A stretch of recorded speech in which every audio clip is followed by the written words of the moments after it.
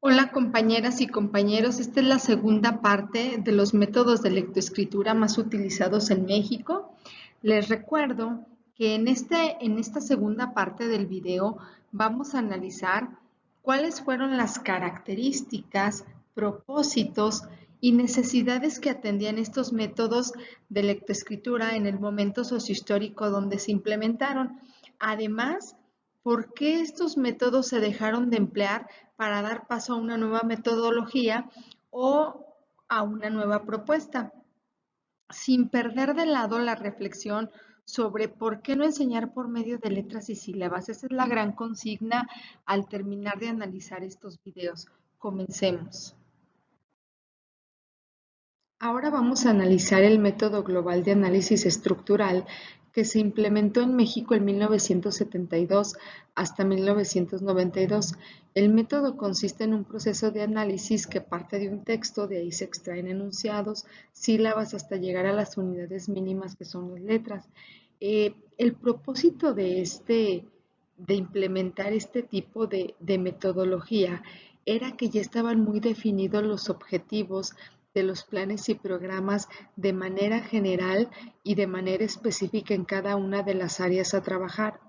Una de las finalidades de implementar este método era que se acercaran los niños a los textos con la finalidad de comprender el lenguaje escrito.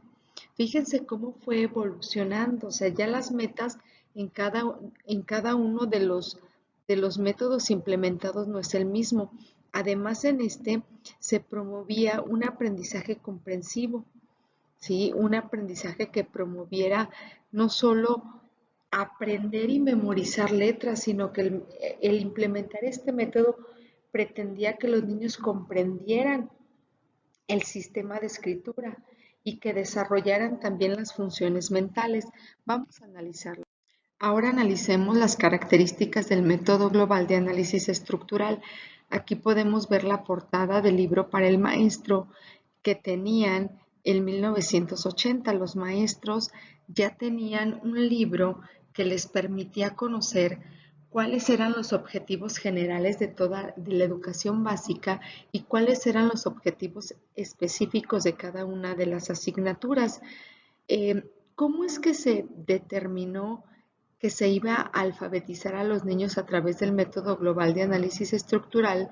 Pues se determinó por la aportación pedagógica avanzada que ya había en esa época, así como la recopilación de experiencias de los métodos globales de autores extranjeros como de Crowley, Freinet y mexicanos como Cejudo, Norma Carmen, Rosaura, Lechuga, entre otros. Este método se basa en el estudio de la estructura del lenguaje y en la atención de las características psicológicas del niño. Fíjense qué interesante, ya no solamente se centraba el aprendizaje en adquirir la mecanización de las letras y de las sílabas para después acercarse a los textos, no, ya a través de este método se consideraban las etapas evolutivas del niño, ya se consideraba cómo es que aprendían y cómo es que ellos percibían el mundo. A partir de esta información pedagógica que se tenía y de las experiencias de la aplicación de este método, se decidió que la forma de alfabetizar iba a ser a través del método global de análisis estructural. Pero ¿qué características tenía? ¿Cómo concebía este método la lengua?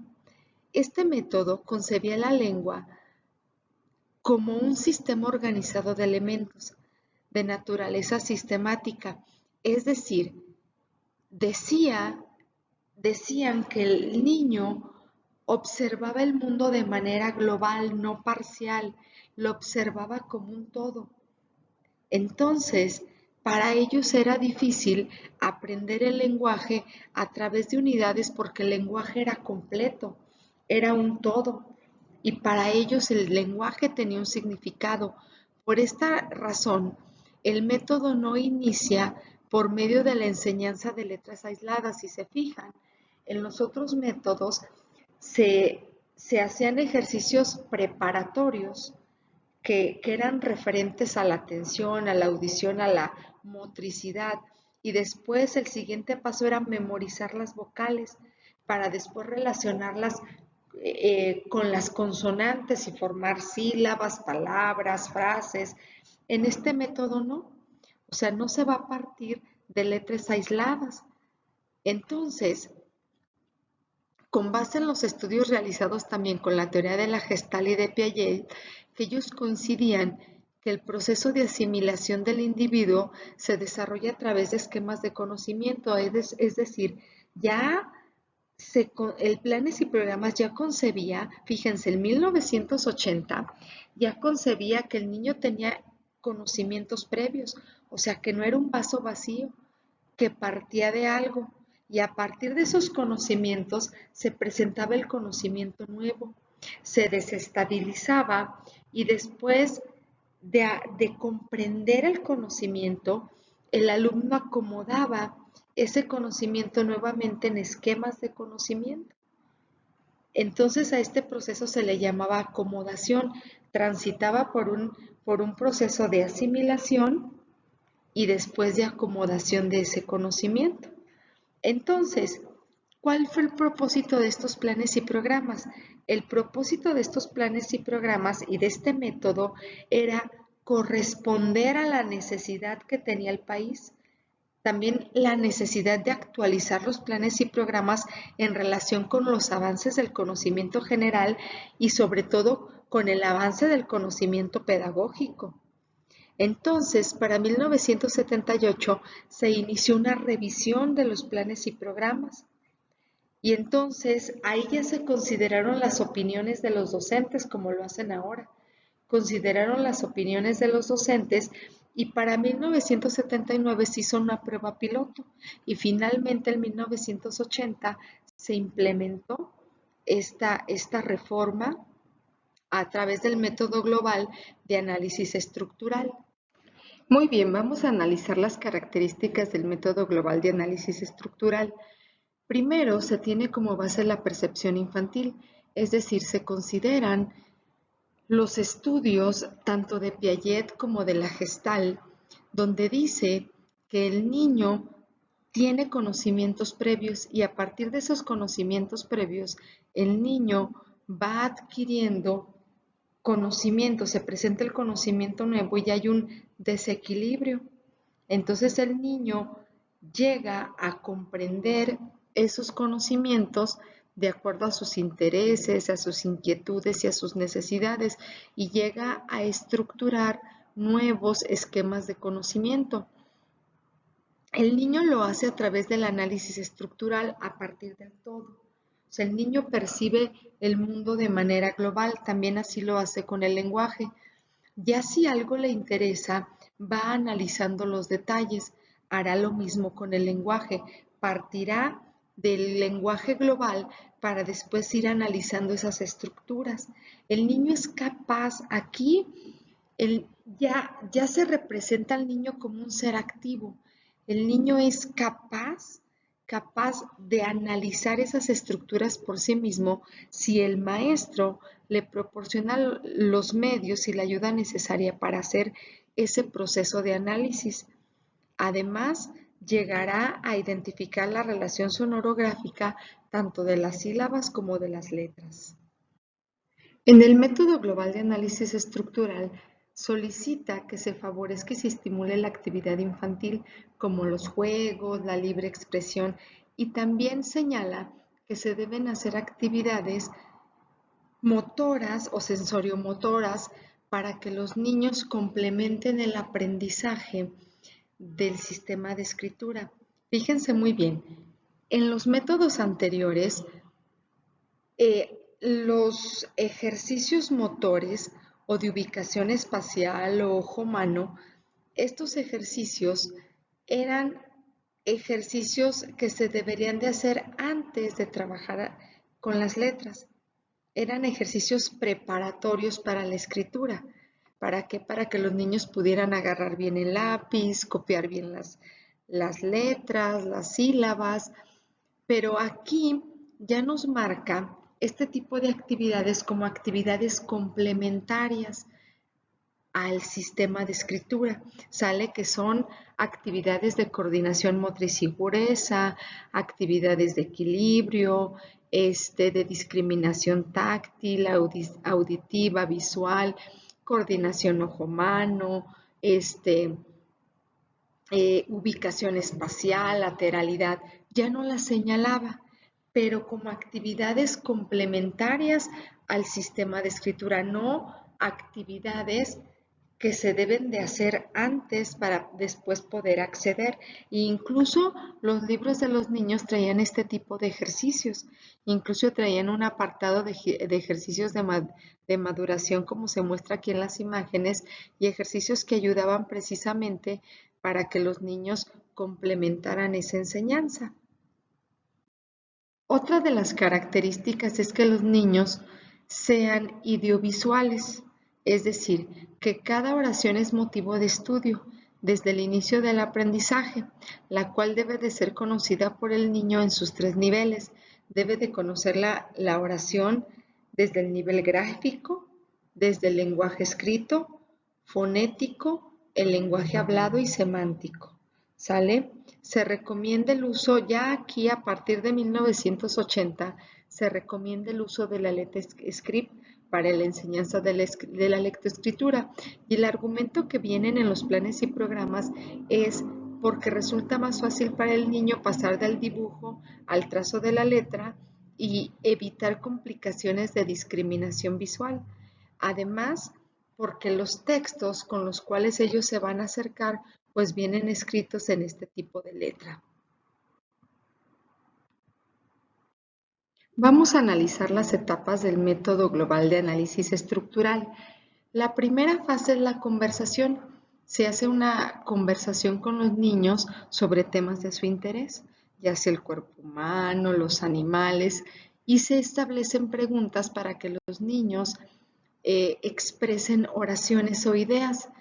El segundo paso es que el maestro escribe esas oraciones en el pizarrón, esos enunciados. Después él los lee en voz alta. Y en la cuarta etapa, en el cuarto punto, identificación de enunciados, el maestro les hace preguntas, ejemplos, si escribieron. Los loros son verdes, el maestro les hace preguntas como, ¿dónde dice verde? ¿Dónde dice loro? Para que los niños identifiquen, para ver si los niños logran identificar las palabras que se encuentran en el enunciado. Después de este análisis, los niños copian el enunciado y en la evaluación el maestro verifica que el niño haya copiado bien el enunciado, que no le falten letras o que haya separado correctamente. Además, también en la evaluación, el niño se tiene que aprender el enunciado, pero no de manera literal, sino de manera comprensiva.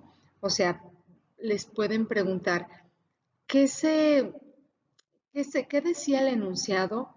Ah, que el loro era de color verde. O sea, no lo dicen de manera literal, sino qué fue lo que comprendieron de ese enunciado. Ya en la etapa 2 se considera que el niño ha avanzado más en la audiovisualización de la estructura de los enunciados. Entonces se vuelve a seguir un proceso similar a la etapa 1.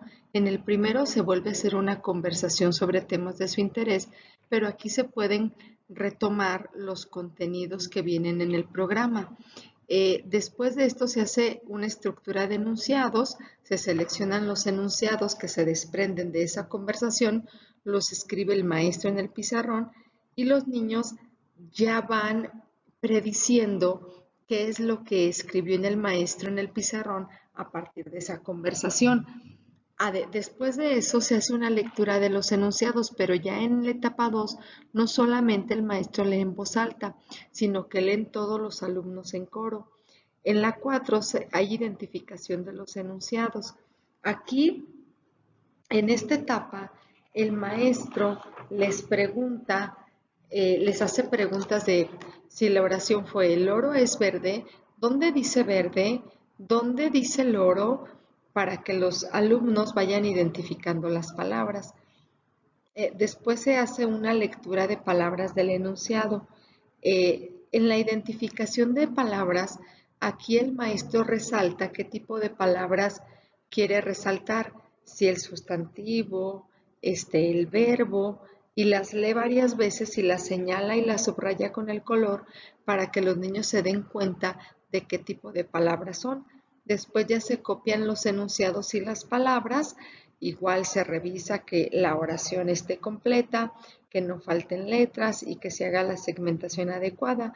Y en la evaluación, aquí en esta, eh, ya lo que se pretende es que los niños agreguen significado, que ilustren también esas oraciones para que exista una correspondencia entre la oración y lo que ellos están comprendiendo.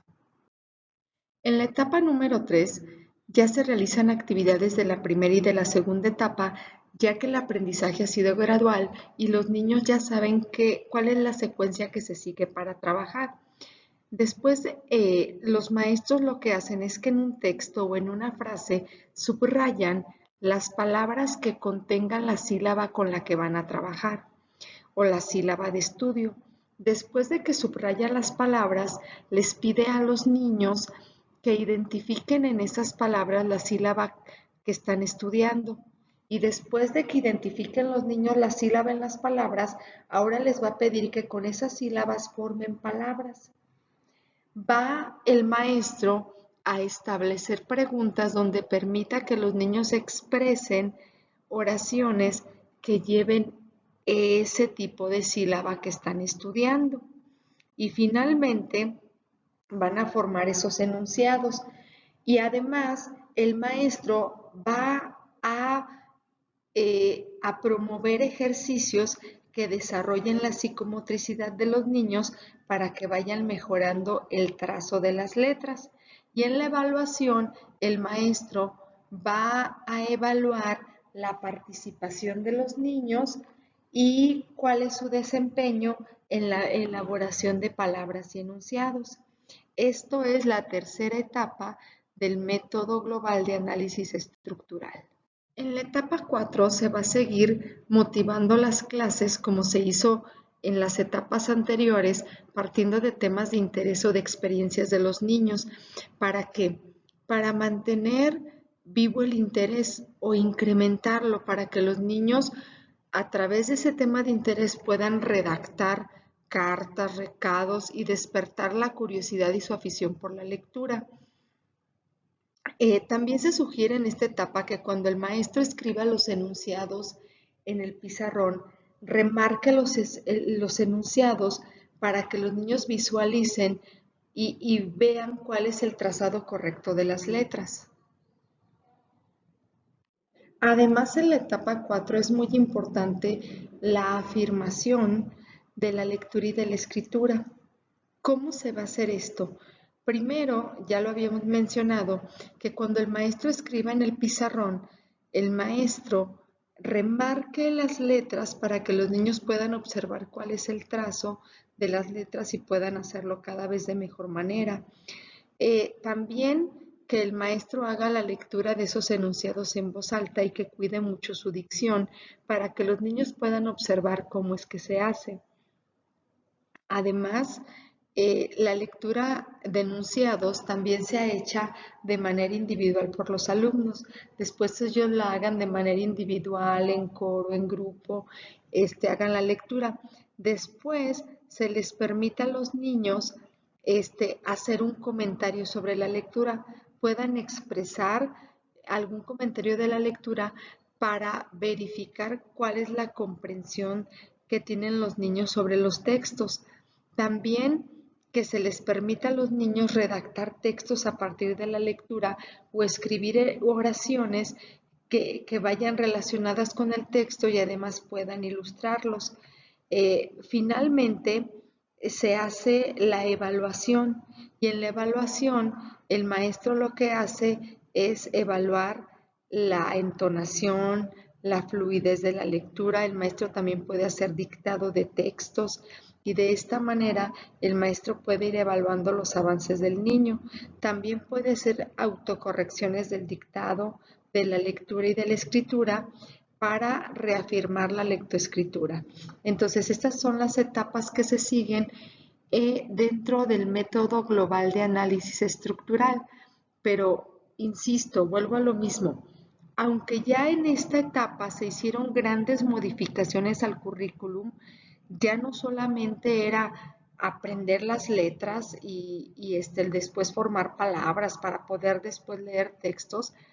Ya en este método se hicieron aportaciones importantes, tanto de investigaciones científicas, pedagógicas, y se consideraron ya los saberes del niño y las etapas de desarrollo, pero si observan, aún sigue siendo muy importante la psicomotricidad fina y gruesa para el trazado de letras, o sea, se sigue concentrando mucho la atención en el trazo de letras que sea de manera correcta. Y si se fijan, a pesar de que se parte de un análisis estructural, de un análisis global del lenguaje, sigue cayendo, o sea, la meta es terminar en el análisis de las letras y de las sílabas para después acceder a la redacción de textos. ¿Sí? Entonces, fíjense cómo, aunque ya se modificó, el objeto de estudio sigue siendo el mismo. O sea, a pesar de que es el lenguaje, o sea, seguimos cayendo en el análisis a final de cuentas de las letras y de las sílabas. Muy bien, vamos a pasar a la siguiente metodología. Bueno, muy bien. Vamos a hacer las conclusiones del método global de análisis estructural. Como primer punto, recordemos que la revisión de los planes y programas comenzó en 1978. Inició con la revisión de los planes y los libros de texto que se utilizaban en ese momento.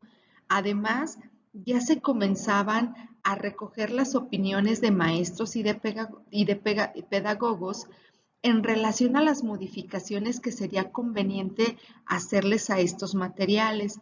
Para ello, eh, se hizo primero una prueba piloto en 1979 y para 1980 se inició el trabajo con todos los docentes de educación primaria.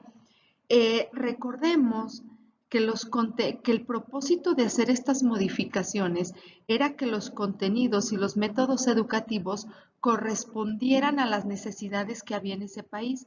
Sobre todo, la finalidad de actualizar los planes y programas iba en relación con los avances del conocimiento en general, pero en particular los conocimientos que había ya sobre pedagogía.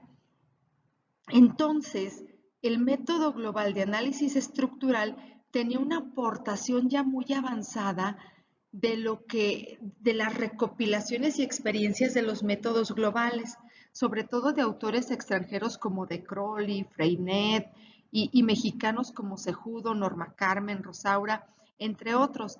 Entonces, esta metodología se basó en el estudio de las estructuras del lenguaje y en la atención de las características psicológicas del niño. Fíjense, ya muy interesante, ya se consideraban esas investigaciones para que la educación o las metodologías se adaptaran al aprendizaje del niño, cómo es que el niño aprende y sobre todo se ajustaran a sus necesidades, no ellos se ajusten a lo que nosotros consideramos desde la percepción de adulto que necesitan aprender.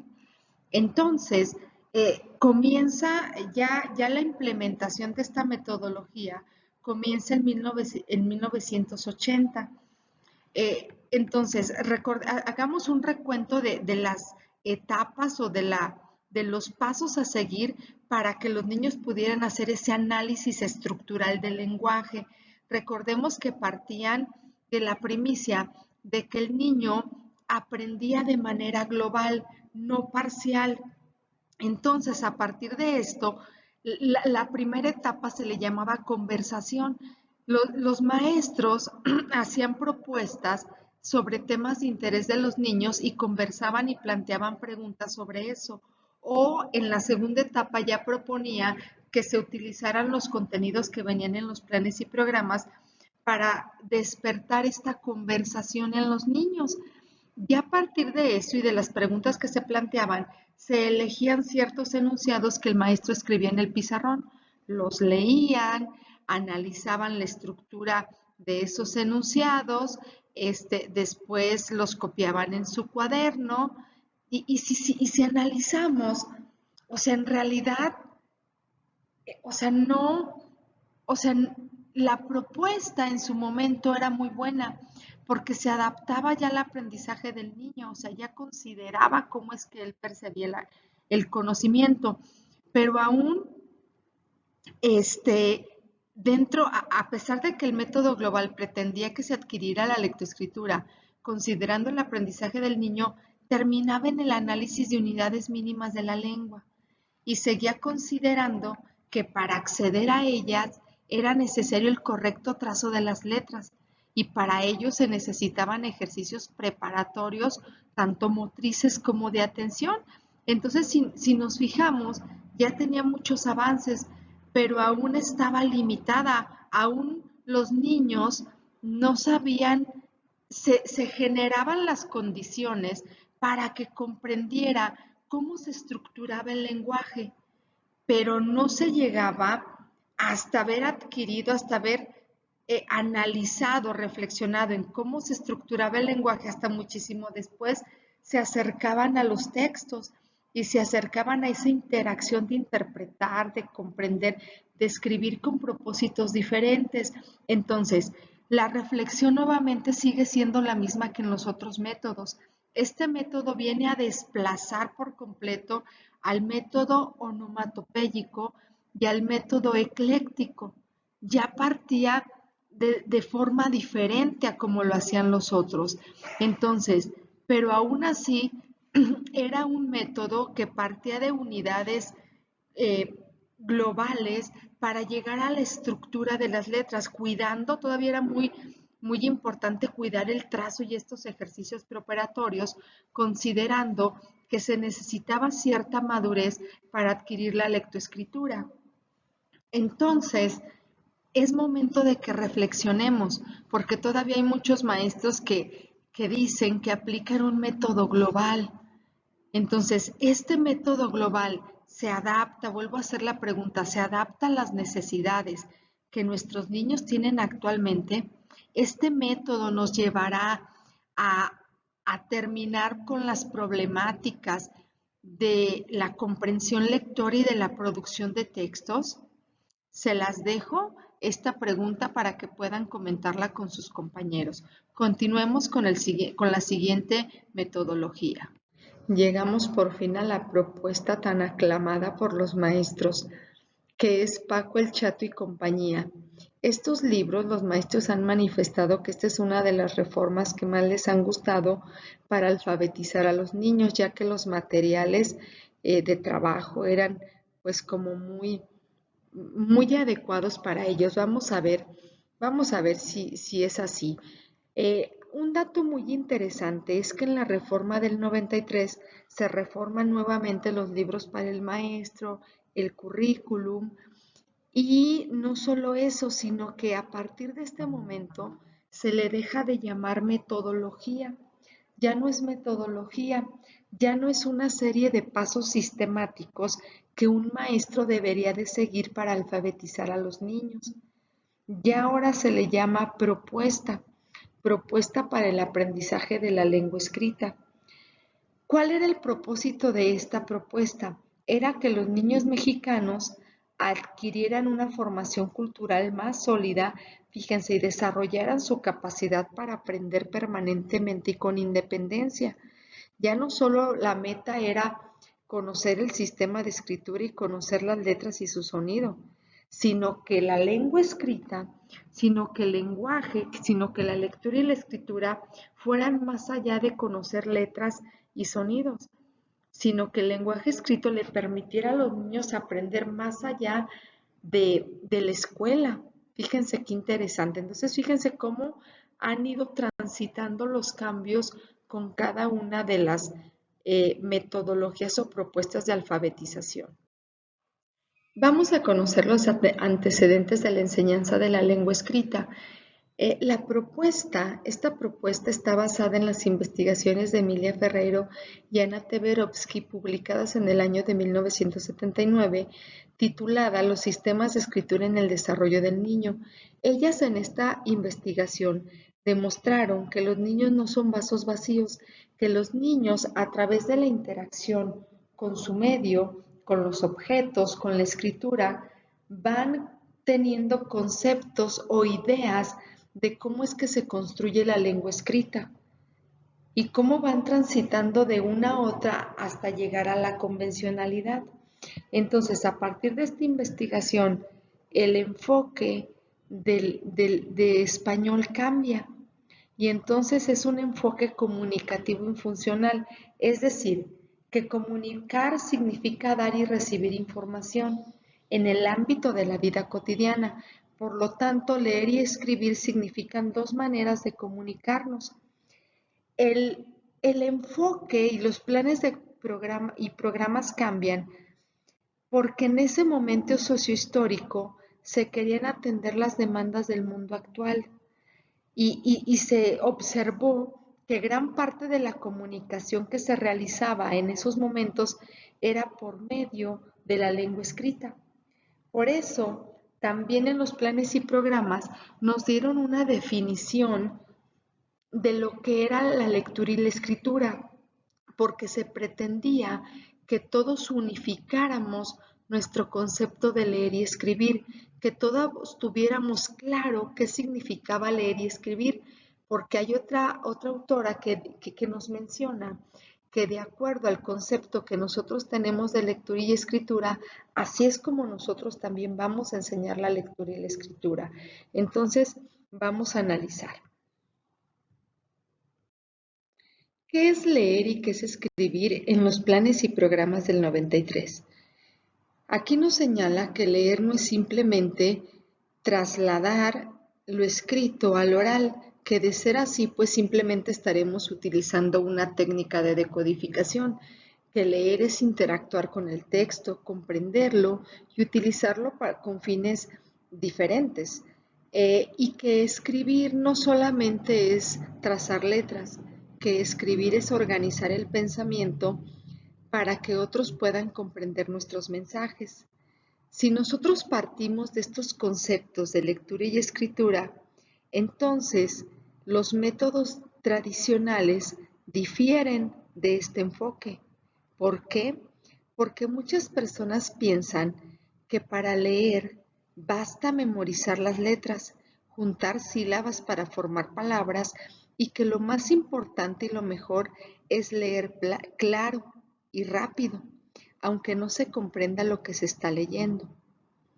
Por eso la propuesta nos señala que si desde el principio, si desde el principio de la escolaridad el niño busca darle sentido a lo que lee, entonces el niño aprenderá a leer de manera comprensiva.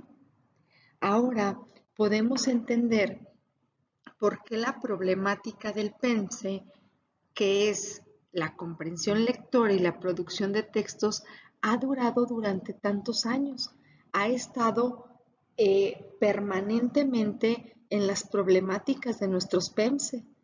Y entonces ahora podemos analizar que las causas probables de esta problemática es la forma en la que enseñamos a leer y escribir.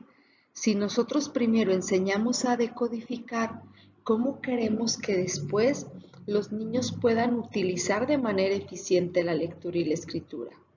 Vamos a continuar analizando esta propuesta. La propuesta del 93 se organiza en 4 componentes. En la expresión oral, que se trata de que los niños hablen, pero que también se enseñen a escuchar. De la lectura, leer y compartir, donde los niños estén en contacto con múltiples materiales escritos, pero también utilicen diferentes modalidades de lectura. La escritura, también llamada tiempo de escribir, donde los niños no solamente aprendan el trazado de las letras, sino que generen conciencia, sino que comprendan cómo funciona el sistema de escritura. Y después, viene el apartado de reflexión sobre la lengua. En este componente se van a abordar aspectos gramaticales, ortográficos y de puntuación, de acuerdo al tipo de texto que están trabajando. Y para ello también se va a llevar una carpeta de evaluación donde se van a ir guardando los trabajos más significativos de los niños o aquellos que den cuenta del avance que estos han tenido. En la propuesta del 93 no había pasos o etapas como nos las mencionaba el método onomatopéyico, el ecléctico y el método global de análisis estructural. Aquí no hay como esos pasos o esas etapas a seguir. Recordemos que a partir del 93 se deja de llamar metodología y se le nombra como una propuesta de alfabetización.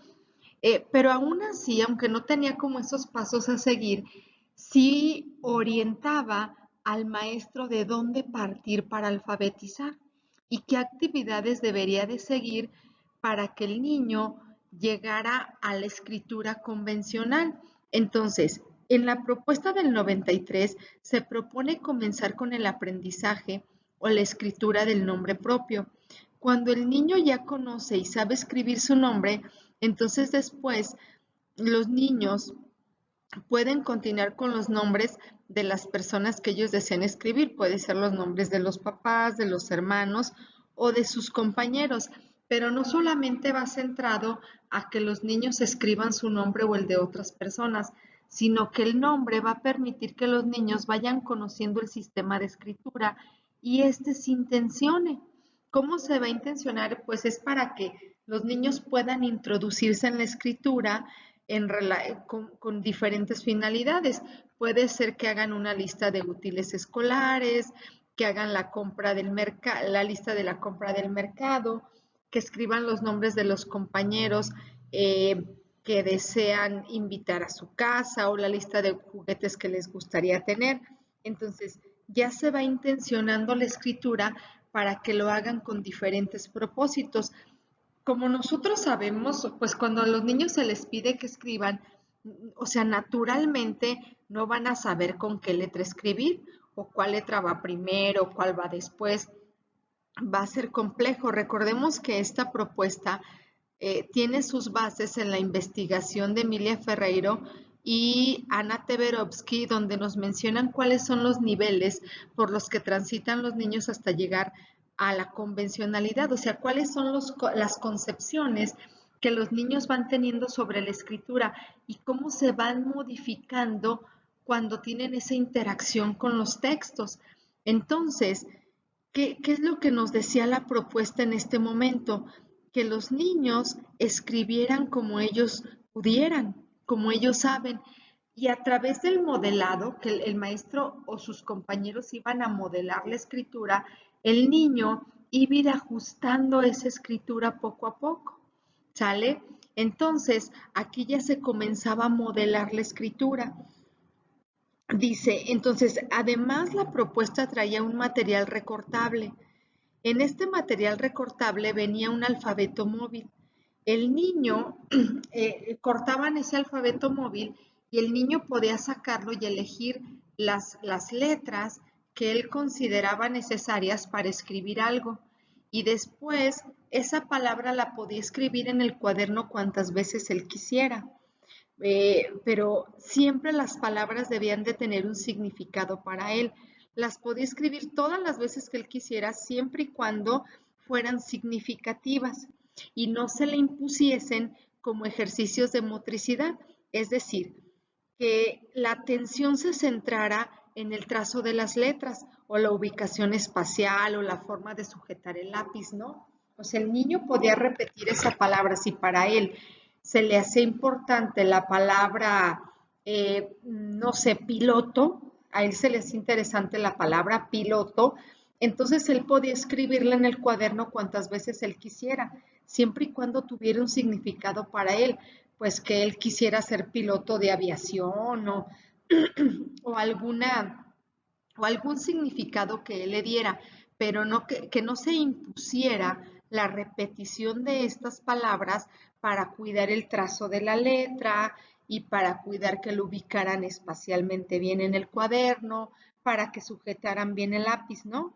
sea, sino que la intención era que esa palabra tuviera un significado para él. Y además, la propuesta del 93 ya tenía ficheros de trabajo. Los maestros podían elegir una ficha que complementara el trabajo de alfabetización y una de ellas era el tarjetero de palabras, donde podían hacer una colección de palabras que fueran significativas para ellos. Muy bien, vamos a continuar con otros puntos importantes de esta propuesta.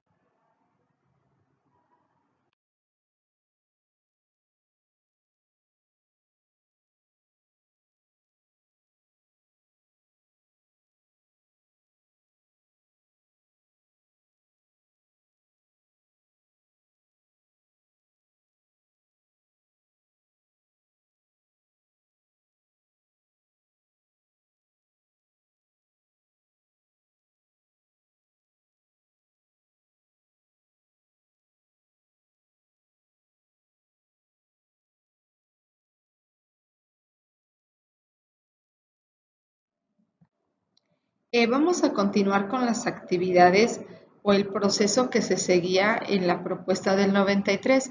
Como ya observamos, las letras en la propuesta del 93 no se trabajaban de manera aislada, sino que éstas se trabajaban de manera asociada para formar oraciones.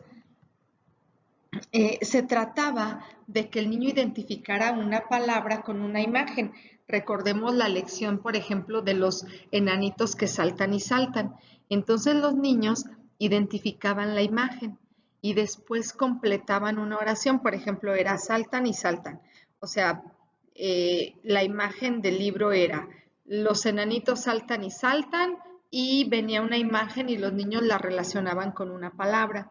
Ya después de que los niños completaban esa oración, entonces ahora sí, los niños la copiaban en su cuaderno y los niños podían repetir esa oración o esas palabras cuantas veces quisieran, ¿sí? Pero siempre que estuvieran conscientes de lo que significaba lo que estaban escribiendo, no que solamente copiaran por el simple hecho de copiar, sino que copiaran comprendiendo qué era eso, aquello que estaban repitiendo.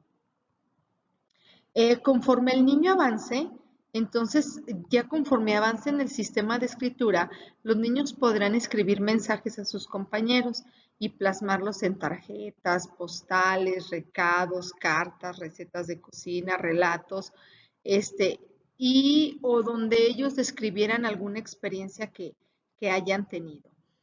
¿Qué significaba? A partir del 93 ya se tenía mucha claridad en que para aprender a leer y escribir se aprendía pues leyendo y escribiendo. Entonces la propuesta proponía que el niño escribiera mucho y que escribiera con diferentes propósitos para que vaya mejorando el trazo de sus letras y su redacción de manera que sus escritos puedan ser leídos. Entonces, estas eran como el proceso, como las pautas que proponía la reforma del 93 para alfabetizar a nuestros niños. Como podemos analizar algunas de las actividades que vienen en el plan 93, podemos observar que la prioridad aún seguía en la reflexión sobre la lengua.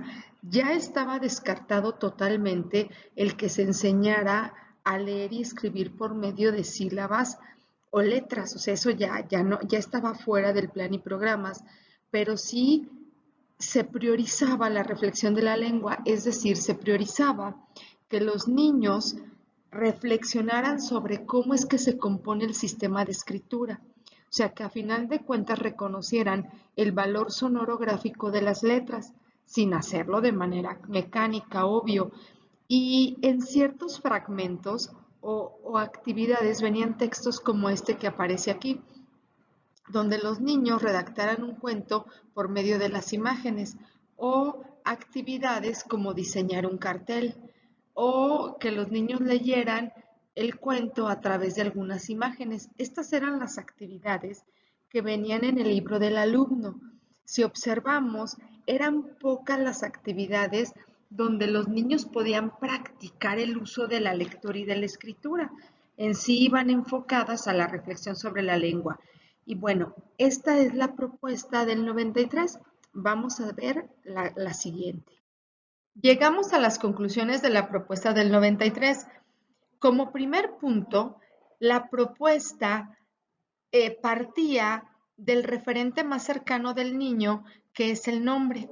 A partir de su nombre, el niño comenzaba a comprender cómo se construía el sistema de escritura y además de esta manera comenzaba a conocer las letras y su relación sonorográfica, pero ya no de una manera aislada, no trabajándolas por separado.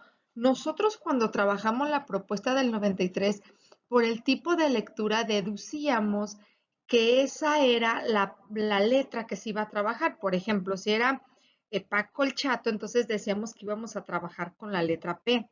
O si era María va al mercado, pues la M, pero en realidad no, esa era una deducción que nosotros teníamos. En realidad en los planes y programas y en el libro para el maestro no se mencionaba esto que yo les estoy comentando. También no tenía como ciertos pasos a seguir, no estaba organizada de manera sistemática, así como una recetita, como lo tenían los métodos anteriores, sino que generaba sino que partía de la base de cómo es que el niño construye el lenguaje con la investigación de Ferreiro y Teberovsky. Ese era el fundamento por el cual se generó esta propuesta, adaptarse a los conceptos que los niños tenían sobre la escritura. Entonces, aquí lo que se hacía era que se priorizaba la reflexión sobre la lengua. De hecho, Margarita Gómez Palacio hizo fichas. Algunas de estas fichas se incorporaron en los ficheros que nosotros teníamos en primero y segundo.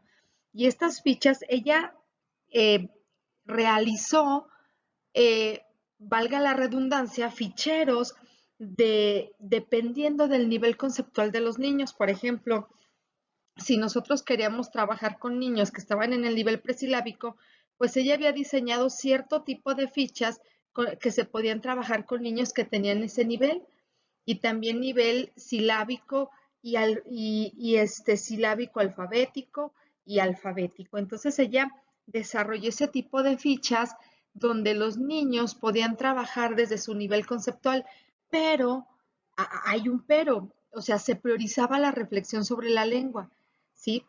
Ya definitivamente se había descartado el trabajo con letras aisladas y priorizar ejercicios de psicomotricidad, tanto ojo, mano, ubicación espacial, ya se habían como descartado. O sea, ya no era esa la prioridad.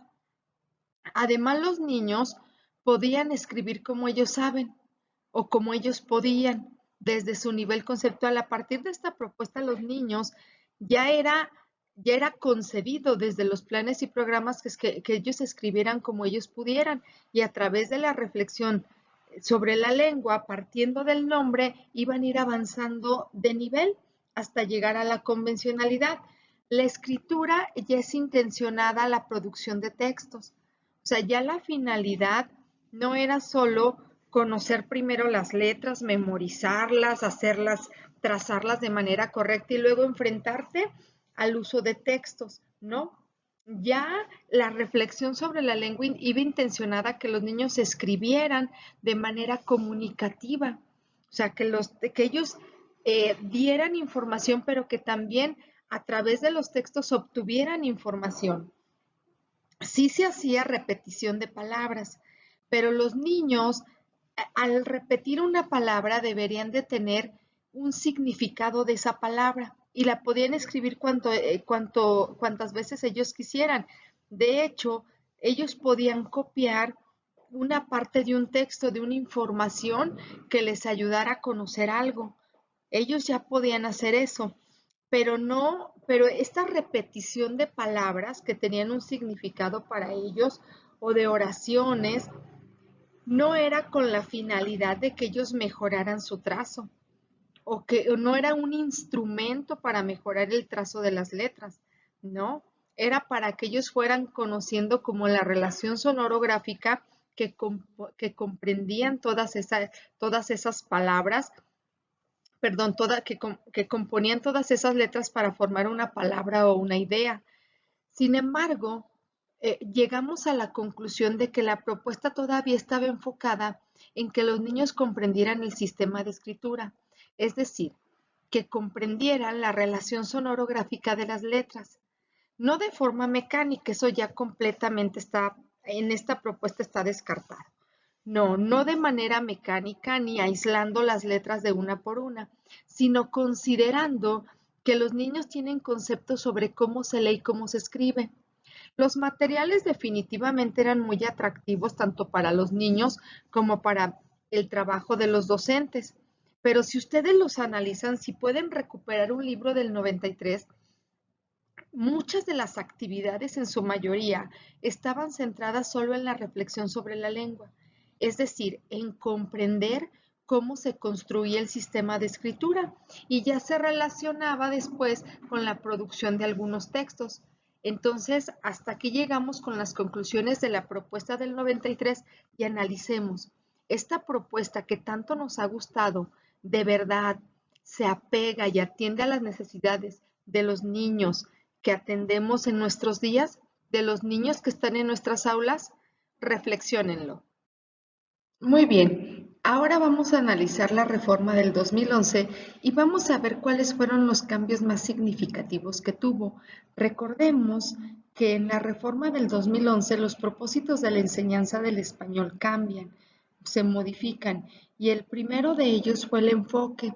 El enfoque anterior era comunicativo y funcional, es decir, se concebía la lengua como aquel instrumento que nos podía, en el que podíamos nosotros dar, pero también recibir información.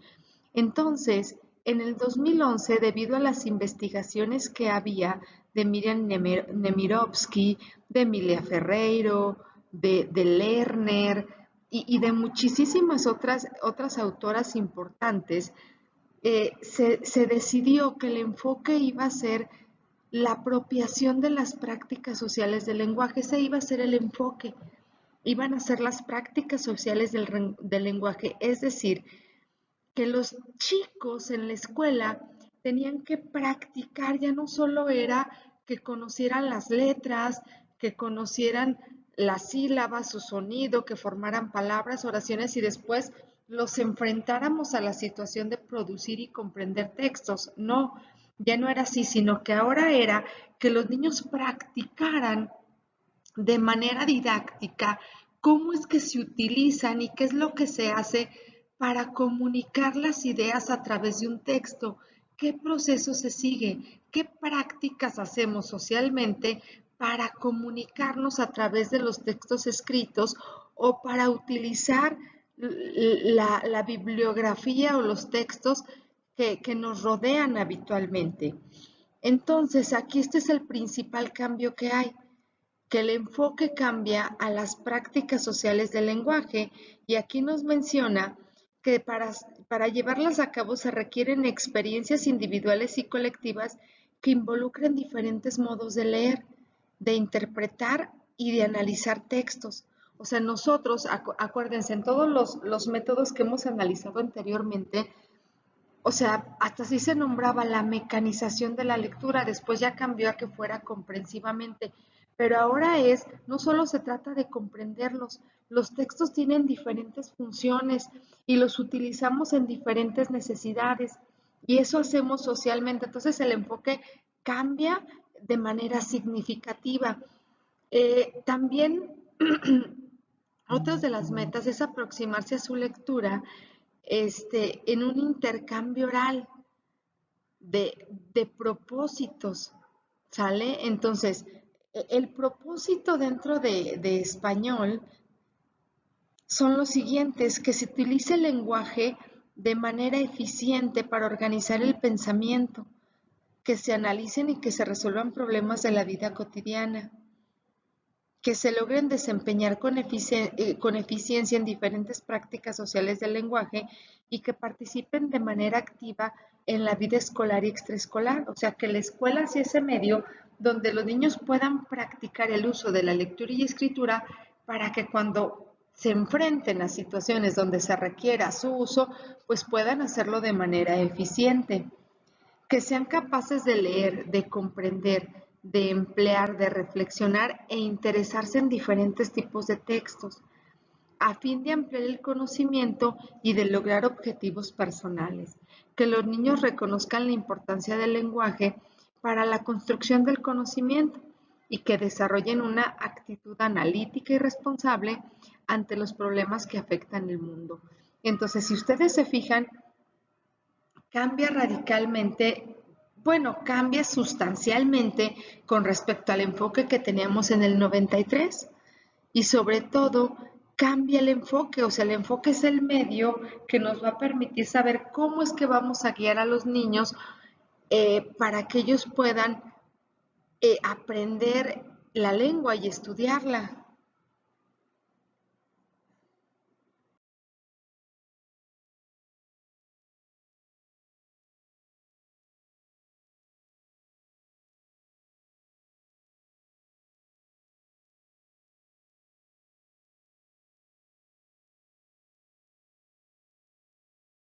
Vamos a analizar ahora con un poquito de mayor profundidad el enfoque didáctico del programa 2011, que como lo sabemos son las prácticas sociales del lenguaje, pero no podemos descartar que este enfoque fue impulsado por las propuestas curriculares del 93, donde ya se tenía como prioridad que los alumnos participaran en situaciones comunicativas que tuvieran propósitos específicos e interlocutores concretos.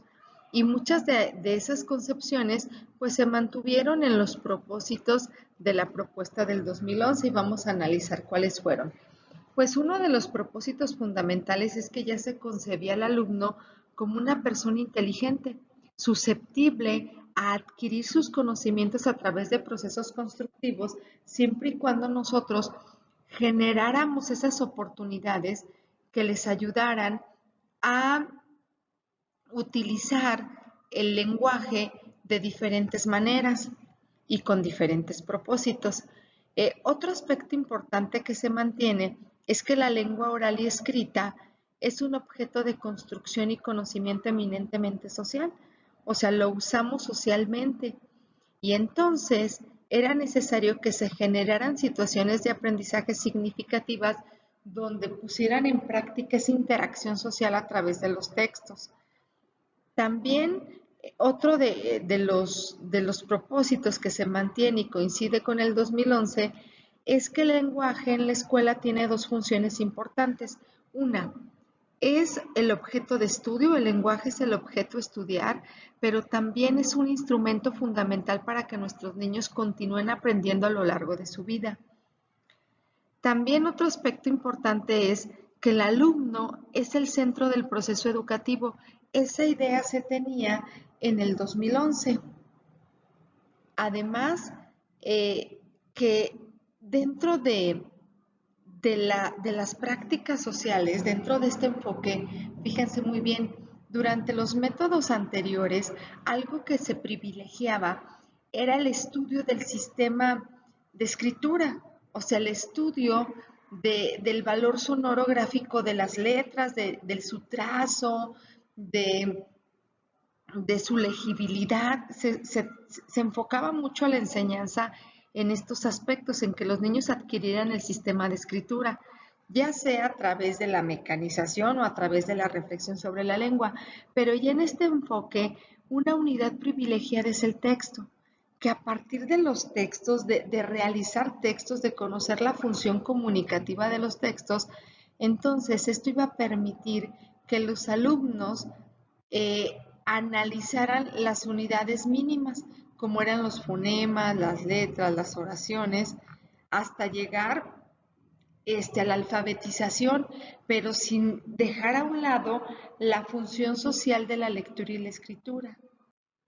Entonces, retomando un poquito lo de la diapositiva anterior, aquí a partir del 2011 comienza el enfoque de las prácticas sociales del lenguaje.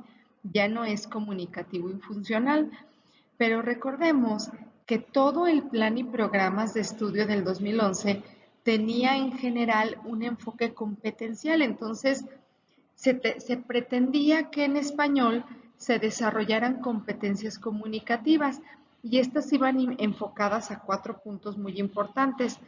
que era que los niños fueran capaces de emplear el lenguaje para comunicarse y como un instrumento para aprender, que identificara las propiedades del lenguaje en diversas situaciones comunicativas, que analizaran la información y emplearan el lenguaje para la toma de decisiones, pero que también valorara la diversidad lingüística y cultural de México.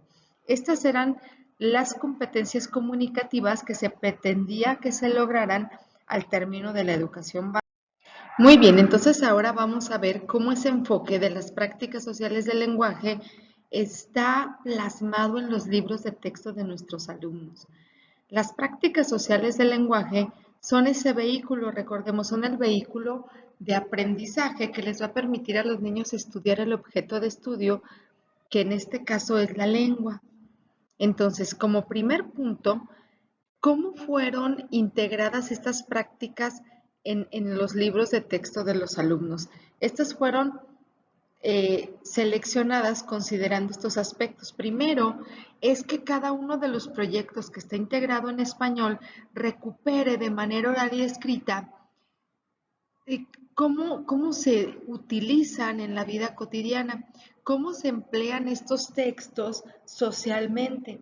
¿Para qué? Para que el niño le dé un sentido más concreto y más práctico a la enseñanza de la lectura y la escritura, que también los niños incrementen su conocimiento sobre el uso de la lengua y cómo este también les puede servir para mediar ciertas situaciones sociales, que los alumnos descubran, no que mecanicen como lo hacían antes, que mecanizábamos los conceptos sobre la lengua, sino que los alumnos descubran, reflexionen cuáles son las convencionalidades de la lengua escrita y cómo éstas le dan sentido a las situaciones comunicativas a través de los textos escritos y sobre todo que se enriquezca la forma en la que se aprende en la escuela, que ya no solo sea el maestro que vacía todos sus conocimientos al alumno, sino que juntos construyan el conocimiento. El maestro,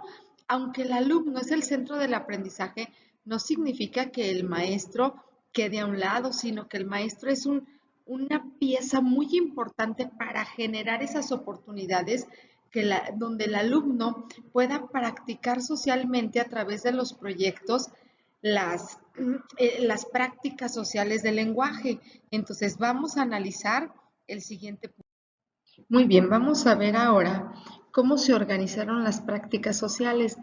Para poder llevarlas a cabo de manera didáctica, se organizaron en tres ámbitos, que es el ámbito estudio, que es el ámbito de literatura y que es el ámbito de participación social. Esta organización surgió con la finalidad de que las prácticas pues tienen una vida social. Igual no están delimitadas solamente a fines didácticos, sino también tienen la finalidad de que sirvan como práctica para que puedan ser lectores y escritores de manera eficiente. Entonces, se organizaron a través de estos tres ámbitos y en cada uno de los ámbitos va a haber proyectos que nos permitan practicar la lectura y la escritura de forma como lo hacemos socialmente. Entonces, ahora vamos al meollo del asunto. Aquí ya se trabajaba por proyectos, ya el trabajo era por proyectos didácticos dentro de español.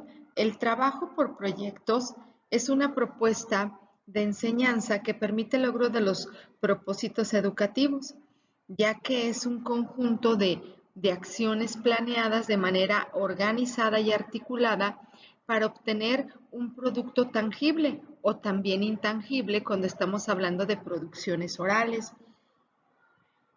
Con el trabajo por proyectos, la meta era que el alumno aprendiera a partir de la experiencia directa, ¿sí? Que no fuera, o sea, les enseño los conceptos, les enseño qué son los sustantivos, qué son los verbos y les enseño toda la parte ortográfica y gramatical y después quiero que lo apliquen, ¿no? Sino que a través de practicar socialmente cómo es producir un texto para un fin comunicativo, qué es todo lo que implica alrededor de la producción de ese texto y también va incluida la reflexión sobre las reglas gramaticales.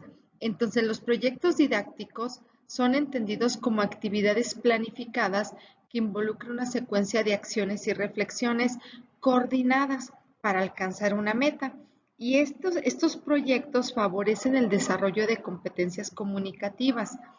Otro punto importante es que el trabajo por proyectos acerca la realidad de los alumnos, ya que trabajan con problemas de su interés y esta forma de trabajo les permite a los niños que investiguen, que hagan hipótesis, que organicen sus ideas, que intercambien opiniones, que extraigan información, que lo organicen, que descarten información que no es útil para un propósito comunicativo. Entonces, todo esto los lleva a que los niños puedan interactuar a través de los proyectos, cómo es que se lleva la escritura socialmente. Y aquí tenemos uno de los proyectos de segundo, que es cómo organizar la biblioteca. Y aquí venía cómo hacerlo socialmente, o sea, qué función tiene el uso de la biblioteca en nuestras aulas. Vamos a analizar la siguiente modalidad de trabajo.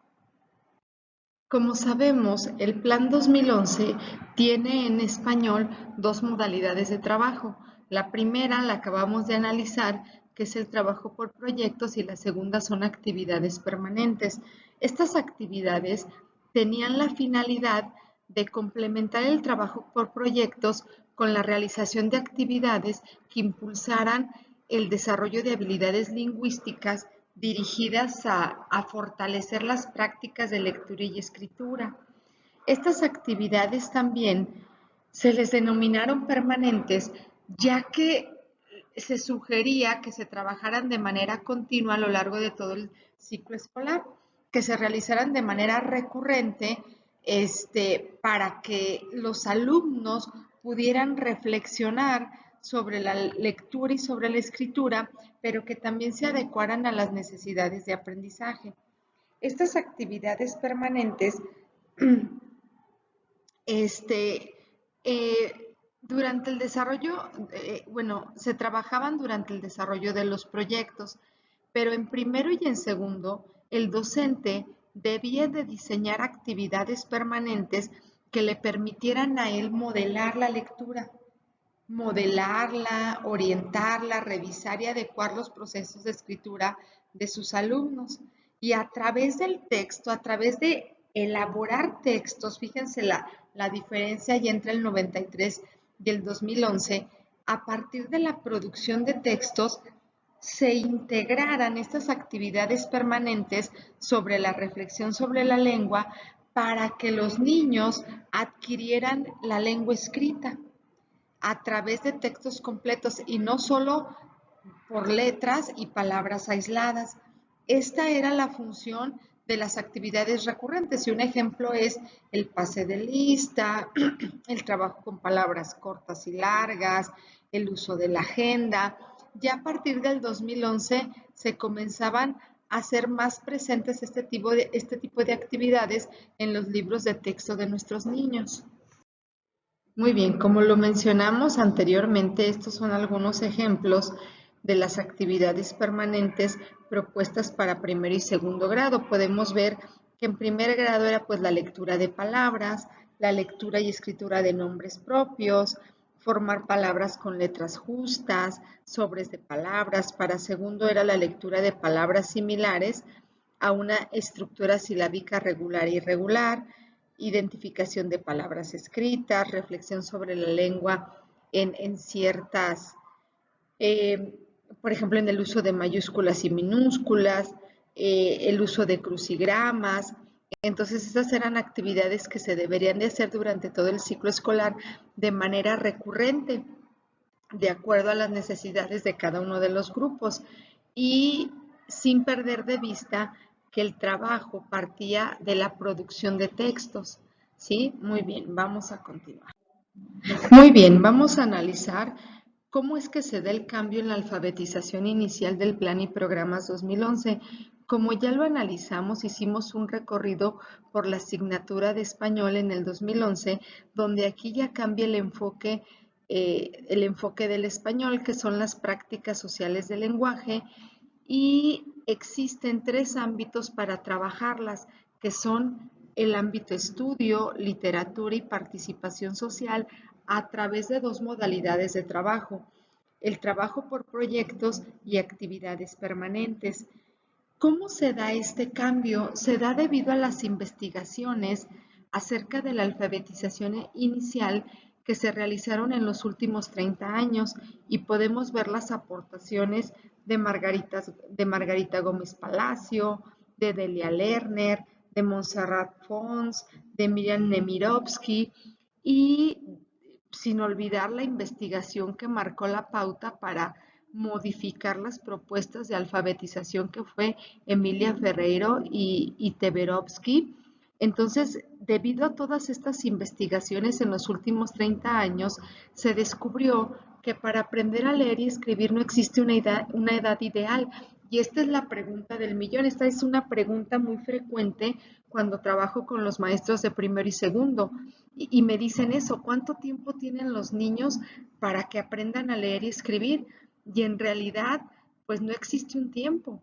O sea, el tiempo, el que los niños adquieran y conozcan el sistema de escritura, depende de las oportunidades que se les brinden. Si el niño viene de un ambiente de casa donde tiene un ambiente alfabetizador muy favorable, pues el aprender a leer y escribir va a ser muy fácil, va a adquirirlo de manera rápida, pero si el niño carece de esas oportunidades en casa, pero también la escuela no le brinda esas oportunidades, entonces el niño va a requerir de mucho tiempo para conocer el sistema de escritura. Entonces, por eso dicen que no existe una edad ideal, o sea, no es que los niños aprendan en preescolar a leer y escribir, que los niños aprendan a partir de los 6 años, pues no. En realidad no existe una edad ideal para que los niños aprendan a leer y escribir, más bien esto depende de las oportunidades que les brindemos. Pero lo que sí nos debe de quedar claro es que los niños sí transitan por los niveles conceptuales hasta llegar a la convencionalidad. Eso es algo que sí se tiene en común. Nosotros pudimos analizar con la investigación de Ferrer y Teberovsky que los niños transitan por etapas o por niveles y que van adquiriendo conceptos sobre cómo es que se les escribe y estos se van modificando dependiendo de las oportunidades o de la interacción que tengan con el objeto de estudio. En este caso, la interacción que tengan con los textos y a partir de eso van modificando la forma en la que leen y escriben hasta llegar a la convencionalidad. Debido a estas investigaciones, cambia el enfoque y cambia la forma de enseñar a leer y escribir. También las investigaciones nos mostraron que leer y escribir es un proceso cognitivo, o sea, es un proceso que los niños y que las personas vamos a desarrollar a lo largo de nuestra vida. Y que el que un niño aprenda a leer y escribir, fíjense este punto muy importante, que un niño va a aprender a leer y escribir y que esto no depende de que alcance cierta madurez o de que el niño adquiera ciertas habilidades motoras. O sea, de esto no depende. O sea, el niño puede aprender a leer y escribir sin desarrollar habilidades motoras o sin adquirir cierta madurez. Esto no es una condicionante para que el niño aprenda a leer y escribir. Y recordemos que en los métodos anteriores, en el onomatopéyico, ecléctico, incluso en el método global de análisis estructural, los niños dentro de los métodos necesitaban de actividades preparatorias como ejercicios de caligrafía, arriba, abajo, derecha, izquierda, direccionalidad, ubicación espacial, coordinación ojo-mano, para poder acceder a las letras, a la mecanización de letras. Pero ya las investigaciones dieron lugar a que no, o sea, que no se necesitan o que no depende. O sea, si un niño no trabaja este tipo de actividades, no depende que adquiera la lectoescritura, o un niño que sí tiene mucha madurez y muchas habilidades motoras, eso tampoco significa que garantice que el niño adquiera el sistema de escritura. Entonces, ¿qué es lo que se necesita? Pues se necesitan oportunidades, oportunidades donde los niños interactúen, tengan acceso con la lengua escrita. ¿Sale? ¿Por qué? Porque leer y escribir no es simplemente representar signos. Ya lo analizábamos desde la propuesta 93, donde ya nos marcaban cuál era el concepto de leer y escribir, donde leer era interactuar con los textos, donde era organizar el pensamiento para comunicar nuestras ideas. Entonces, leer no es simplemente representar signos, o sea, dista mucho de esta concepción. Es mucho más que trazar letras, es mucho más que vincular emisiones sonoras como M más A, mamá. O sea, va muchísimo más allá. Entonces, el concepto de alfabetización en el programa 2011 concibe a los niños como personas que tienen conocimientos, que han construido conocimientos a través de la interacción que tienen con el objeto de estudio, con el lenguaje, con el acercamiento a los textos, a la lectura. Entonces, por eso es muy importante que a los niños se les permita reflexionar sobre el sistema de escritura, por lo que es necesario que desde el primer día que los niños entran a clases, los niños puedan interactuar con diferentes tipos de texto, que los niños comiencen a escribir desde el nivel conceptual que tienen. O sea, no necesitamos que los niños primero se apropien de toda o mecanicen todas las letras y las sílabas para que después comiencen a escribir textos. ¿Sale? Entonces, por eso, desde este punto, algo muy importante es que se consideran con mayor énfasis en los niveles conceptuales, no solamente como aquellos niveles o aquella prueba diagnóstica que nos permita saber en qué nivel está cada niño, sino cómo los voy a utilizar, cómo voy a utilizar cada uno de los niveles conceptuales que tienen mis alumnos para ofrecer las oportunidades que les permitan adquirir el sistema de escritura. Muy bien, tradicionalmente se ha pensado que para que los alumnos se alfabeticen necesitan, lo hacen hasta que llegan a la escuela, porque la escuela les proporciona información puntual y descontextualizada de la correspondencia grafofonética, o sea, de la relación sonorográfica que existe entre las letras y las sílabas, o hasta que los niños aprenden las carretillas o aprenden cómo se llaman las letras o el alfabeto. Entonces, se piensa que hasta que los niños conocen los fonemas y los asocian con otras letras, entonces ahora sí los niños pueden acercarse a los textos. Pero el brindarles a los niños la información grafofonética no es suficiente para que los niños realicen un trabajo intelectual sobre la lectura y la escritura. O sea, por eso decimos que leer y escribir es mucho más que conocer las letras, su sonido y su trazo.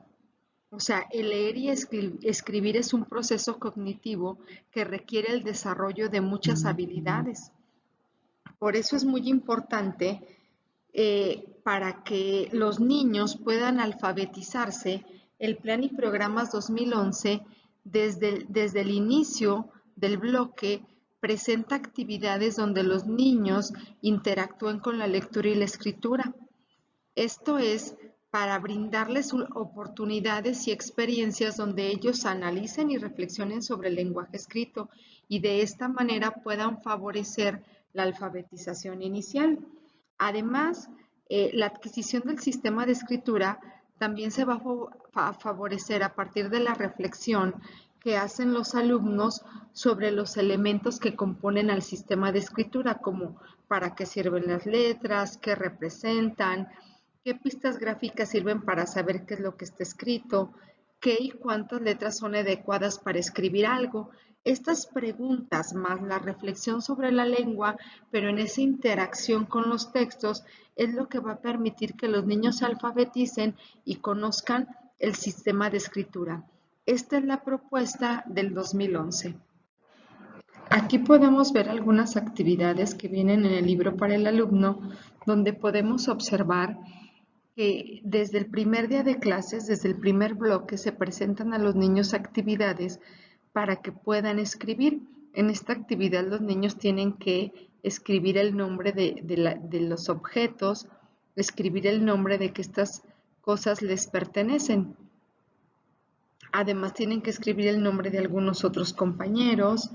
También vienen actividades donde los niños escriban cuál es el nombre de cada uno de los personajes del cuento, donde se dibujen, escriban cómo se llaman, cuál es la primera letra de su nombre, cuántas letras tiene su nombre. Entonces son actividades que les permiten reflexionar sobre la lengua, sobre cómo es que se compone el sistema de escritura. No solamente se trata de que memoricen las letras y el valor sonoro-gráfico de ellas, sino que reflexionen y comprendan cómo es que se compone el sistema de escritura. Entonces, así es la propuesta del 2011. En este momento llegamos al final de la segunda parte de métodos de lectoescritura. Aquí ya analizamos el método ecléctico, la propuesta del 93 y la propuesta del 2011 y hemos analizado, hemos reflexionado cómo se han modificado las respuestas, cómo no siguen siendo las mismas. Eso sí, tenemos que ser claros y si hay cosas que sí se han mantenido. O sea, sí se han mantenido en los planes y programas porque sí corresponden a las investigaciones de ese momento y además atienden a las necesidades de nuestros niños para conocer el sistema de escritura, pero ninguna ha sido igual. Sí han mantenido características o han tomado como punto de partida la propuesta anterior, pero la siguiente se ha enriquecido. Podemos nosotros identificar con mucha claridad cómo cambia el enfoque comunicativo y funcional a las prácticas sociales del lenguaje. El enfoque comunicativo y funcional era dar y recibir información y las prácticas sociales del lenguaje ya era que en las aulas los alumnos practicaran los procesos que nosotros seguimos socialmente para producir un texto o para consultar información. Y identificamos que lo hacemos con propósitos diferentes y ya lo hemos analizado en otras sesiones. No escribimos por escribir, y no leemos por el simple hecho de leer, siempre lo hacemos con alguna finalidad. Entonces, hasta aquí podemos analizar cómo se han modificado. Entonces, ahora el reto interesante es conocer qué diferencias existe entre la propuesta 2017 y esta última del 2011, porque podríamos decir que son muy similares y sí, mantienen rasgos importantes, pero ¿cuál es la diferencia? ¿Dónde radica la importancia de la propuesta 2017 y esta? Y desde este ya es mi punto de vista, desde mi percepción y desde mi análisis que he hecho con los materiales y con otras bibliografías, considero que la propuesta 2017 sí pone al centro a los textos. Aprenden los niños a leer y a escribir desde la producción de textos. Aprenden leyendo y aprenden escribiendo. Entonces, aquí les puedo decir que queda totalmente descartadas las actividades que nosotros ponemos donde aislamos las letras, donde aislamos las sílabas. Definitivamente, la propuesta 2017 y desde el 93 ya no consideraba esto en las aulas. Entonces es momento de que reflexionemos. A ver, si yo estoy apegada al enfoque de las prácticas sociales del lenguaje, las actividades que he puesto en estas semanas a mis niños, ¿realmente son actividades que ofrezcan oportunidades de que sean lectores y escritores eficientes? ¿O estoy poniendo actividades que aíslen las letras? Estoy regresándome a la combinación de algunos métodos tradicionales que se utilizaron en 1905, en 1940, que ya tienen más de 100 años creados. Reflexionen, yo quiero que se volteen a ver ustedes y que analicen las actividades que les han propuesto a sus niños y que de verdad seamos conscientes de que si esas actividades que les estamos ofreciendo realmente los está preparando para el futuro. Además, reflexionen sobre estas preguntas. ¿Por qué en la actualidad no es recomendable enseñar a los niños a leer y escribir por medio de un método tradicional? ¿Por qué cambia la forma de enseñar a leer y escribir? ¿Qué podemos analizar de los métodos de lectoescritura? ¿Son adecuados para implementarse y entender las necesidades de la vida actual? ¿Qué diferencias hay entre los métodos tradicionales y la propuesta de alfabetización 2017? Esta pregunta es muy importante. ¿Cuánto tiempo necesita una niña o un niño para aprender a leer y escribir?